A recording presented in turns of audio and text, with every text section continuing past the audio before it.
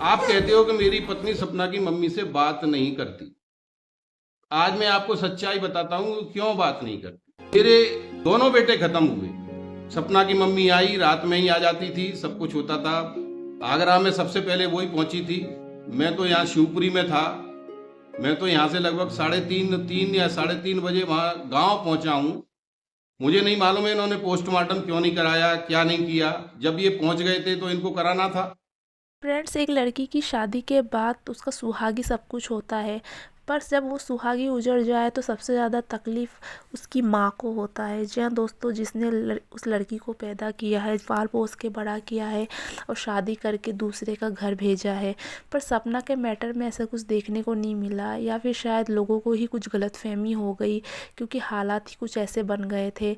सपना के साथ जो कुछ भी फर्स्ट टाइम हुआ वो तो किस्मत का लेखा मान के लोग समझ गए, भूल गए। उसके बाद सेकंड टाइम जब कुछ ऐसा हुआ तो ये बहुत बड़ी बात थी अपने आप में, कि सपना को दोबारा अपनी ज़िंदगी में मौका मिला था।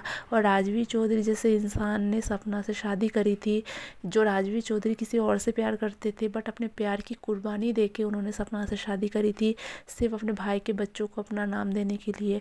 बट जब ऐसा सपना के साथ कुछ हादसा हो गया, उसके बाद सपना के ससुर जी का ये कहना है कि जो सपना की मम्मी है उनको रत्ती भर फ़र्क नहीं पड़ा। जी हाँ दोस्तों, ये बहुत ज़्यादा सुनने में आश्चर्य लग रहा है कि सपना की मम्मी को कोई फ़र्क नहीं पड़ा।